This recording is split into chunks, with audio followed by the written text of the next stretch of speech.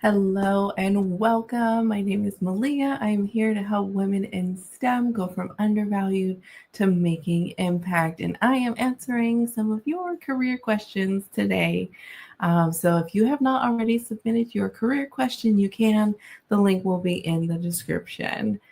So today's question, hold on, let me pull it up. Let's pull it up. Career questions. As a woman in STEM, how do you manage the demands of life, family, outside commitments, professional development, in a workplace or society that is largely built around a man's schedule to work until the job is done with no flexibility? So I am a mother of a 3-year-old. I'm a wife. I have this business and I am a professional full-time mechanical engineer.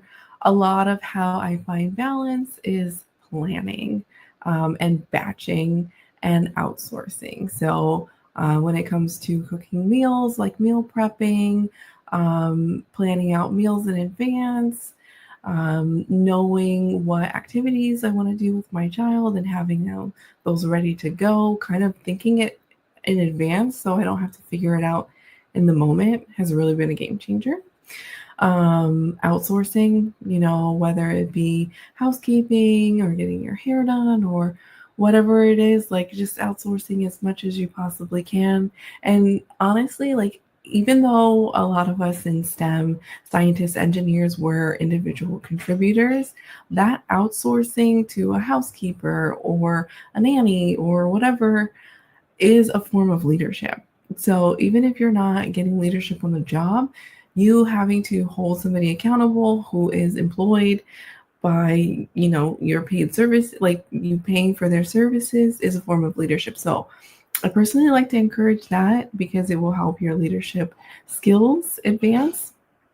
And then professional development should happen within your working schedule. So make sure that you're communicating with your supervisor as to what professional development goals you have and how much time is reasonable for you to be able to spend on that. Now, when I was doing my master's program, that wasn't really something that the company wanted me to do on company time.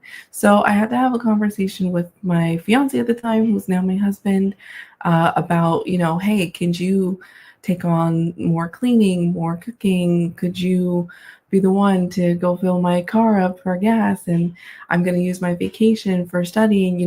There are going to be seasons where you're going to need to ask the people around you, whether it be work or personal, to kind of help fill in the gaps for things that maybe traditionally a woman is expected to do. And so, again, this is all about your ability to lead your career and the things that you need in order to accomplish your goals, or the things that you're trying to do is asking and being clear about what it is that you need and communicating that in a way that other people can support you. So all of those things are leadership muscles. Whether you're an individual contributor or a team lead, or you want to become leadership eventually, all of this is exercising you being the leader of what it looks like for you to have your days filled with the things that you're looking for. Okay, and communicating that in a way that is received by other people and supported by other people. Because ultimately leaders cannot get anything accomplished if their reports don't do the work, right? Let's talk about the part of this question that says a man's schedule with little to no flexibility. They go on in this question and say, how do you communicate the requirements of your life and ask for flexibility without sacrificing progression in your career? So a lot of people have to pick up their kids, or women tend to have more doctor's appointments and, just different things like that. And so there is a few ways that I would recommend being able to have the space to be able to take care of what you need to take care of, but still show up for work. And so one of them is being clear on how it is that you work. having a clear understanding of the best way to communicate with you, the best times that you do deep work, with do meetings. Are you a meeting in the morning kind of person, or when you one of my jobs, we used to have interruption-free Thursday mornings where there were no meetings allowed on Thursdays because that's the day that everybody did deep work, where you might need to sit and quiet and really crunch some numbers or things like that. So when you are clear on your best modes of productivity and what that looks like throughout the week, and what kind of elements you need to incorporate throughout the week, then you kind of build like a standard operating procedure around your productivity. One of the things that I started doing is like only checking my email a couple times a day, or I don't take 9 a.m. meetings if I can avoid it. You know, saying like I'm not going to take meetings during lunch so that if I need to catch up, I can, or if I need to take a break, I can.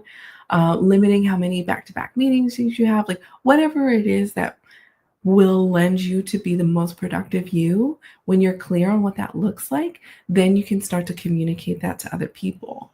It starts with your supervisor, obviously, to get them to buy in, and then you communicate it out to your team. Hey, feel free to schedule an afternoon meeting with me. Feel free to send me the files beforehand so I can prep. Like whatever it is that you normally need, communicate those things and let people know that that's the best way to work with you so that they can do it. I mean, for the most part, people will. And if you're unsure of how to determine what your best productivity mode is, there's a book called Eat That Frog with like 21 productive hacks or something like that.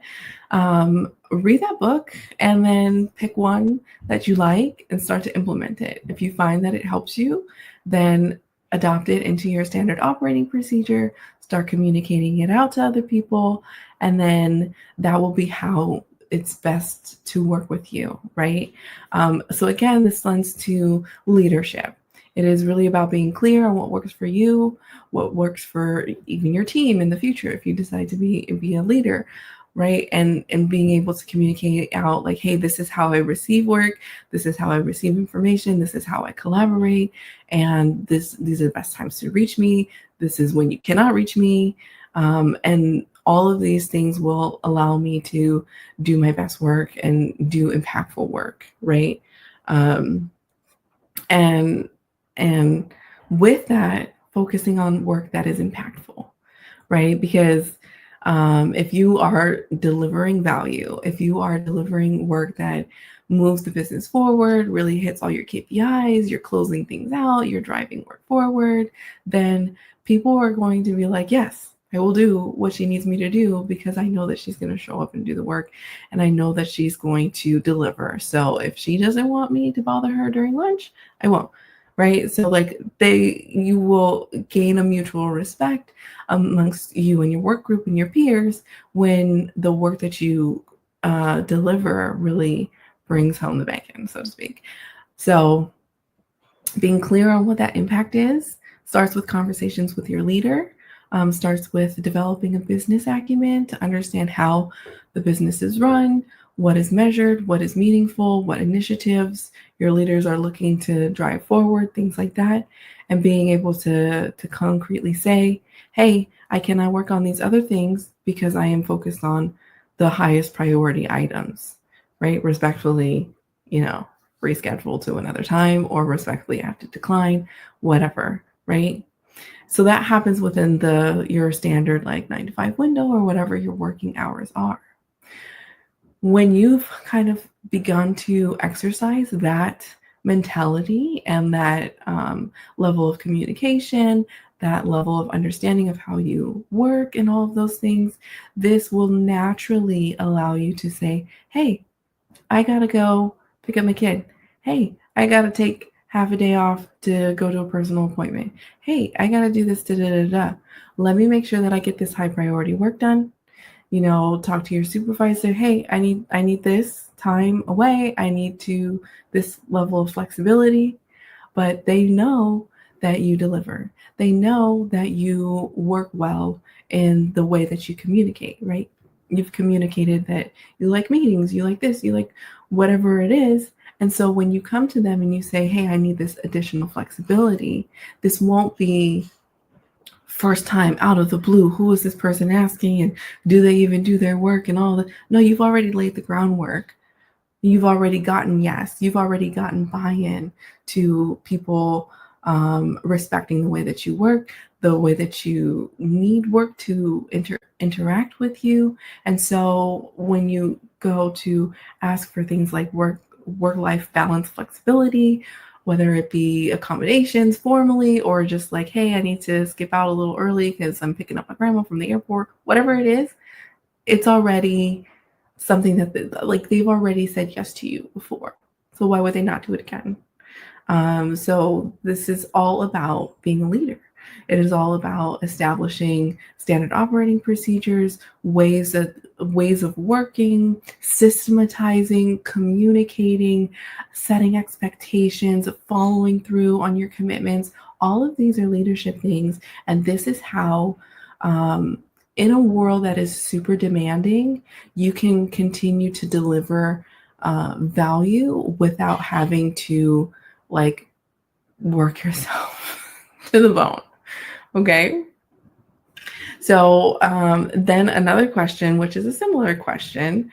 Do you have situations where you had to set boundaries with someone and doing so made you feel uncomfortable because that person constantly ignored those boundaries? So yes, I was a global engineering specialist for an enterprise organization. And ultimately, when it came to mechanical engineering, the buck stopped with me. So I also sat in the capital projects group, which is like the $500,000 and up projects. So I was over a lot of mechanical integrity initiatives. I helped support the maintenance organization. So if something broke, they were calling me urgently. I was also the engineer driving a lot of our capital investment projects forward. So a lot of work was coming through me, and I would burn out. I would maybe like drop the ball on work, and I like really had to get it together. Like I had to figure it out. And so in particular, I had to do these like very complex assessments of certain equipment in order to say if it was fit for service still. And so this assessment would take me like 2 weeks to do. And then once it was done, then I would be able to say, hey, based on the assessment, we need to make these changes to the equipment, or the equipment is acceptable as is. You can utilize it however you see fit. The problem was that other people didn't realize that it took me 2 weeks to do this assessment. And that's 2 weeks.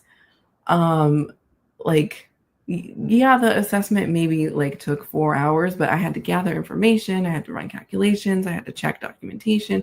I had to maybe go in the field and verify things, or maybe talk to an inspector who could go in the field and verify things. So there was like a lot of pieces to it. Mind you, I'm constantly bombarded with all these other responsibilities. And so what was happening is people would basically like drop in my email, or drop, we call it management of change. They would say, hey, I want to change the way we use this equipment, and I need it approved so that we can operate like this on Thursday, and it's Tuesday. And I'm like, whoa. You're asking for half a day's full, like solid work in the middle of me balancing everything else. Like that is so disruptive. And that kept happening over and over and over again. So what I did was I started to teach other people. I was like, okay, I'm getting a lot of these requests, happy to do them, but I need a 2 weeks heads up. So if you know that you want to change the way that you operate this equipment, if you know that, this is even a possibility, you need to start engaging me as early as possible so I can gather the information, so that I can put in the request to the inspector, so that I can, preload. And And it's like, so first of all, I would tell them it takes 2 weeks. So I need that heads up, right? So then people started giving me 2 weeks notice, but then I also created a template where I said, in addition to giving me a heads up, if you would like to expedite this, or just in general, I'm going to ask you to fill out this form. And it was the exact copy of the data that I would put into my Excel sheet calculator. And I would have them fill it out because it's their equipment. They were trying to do the thing. They know what they're looking for. So I would have them fill out this form, and then I would just copy, plop it into my calculator. I would verify with my data. I would verify with my inspections. And that made it way easier and way faster for me, rather than I'm going through all these documents and pulling all this information and scrolling and searching and da da da da. Basically, what I did was I standardized how I did this. I communicated how long it takes, so that people can give me the heads up that I need, so it won't like totally crash my calendar for the week. I also created tools so that other people could do part of the work to help streamline the process, right? And then still, even still, like, and I did trainings on this also, because like this kept coming up. So I was like, okay, every, field engineer in the Americas region, this is our new process. This is the training. Now you guys have the template, you know what it is, but still, nonetheless, like, business demands change sometimes, whatever, right? Sometimes they would be like, hey, I didn't have a heads up. Like, there was no way that I would, be able to give you the 2 weeks, but we really do need this. Like right now, this just came in. I didn't know about it, blah, blah, blah. And so whenever that would happen, I would say, hey, I'm a team player. We as a business have to make sure that we, meet our production commitments. We need to make sure that we do what we need to do in order to make sure that the business is running. So I will tell everyone else that their work has to wait. I'm going to communicate to my supervisor. I'm going to communicate to your supervisor, meaning I'm going to make a little bit of a fuss about this, but I will stop what I'm doing to do this. But I would make them sit in my office and wait, because I'm like, you're not going to inconvenience me and like go off and do, like, you're going to feel it too, right? So like, you sit on the other side of my desk and sit here and wait for it. And meanwhile, I'm telling them, and remember, I normally need a 2 weeks notice. Like, I'm going to do this for you this time. I'm a team player. If we need it, we need it. But in the future, give me 2 weeks notice. Otherwise, I'm going to tell everybody's supervisor and I'm going to make you sit in my office and wait. Right? Like, I make it hurt for them just a little bit, because I want them to remember, like, this is not how we do things. But that was a lot of work on my part to put together a training, to put together a template, to communicate out, right? It's all about leadership, but ultimately what in the end, people would appreciate, like, hey, I understand that I'm asking you to do something outside of your norm. I appreciate you doing this for me short notice. I appreciate the face-to-face time. And you really just sitting down with me to make this happen. So this builds relationships.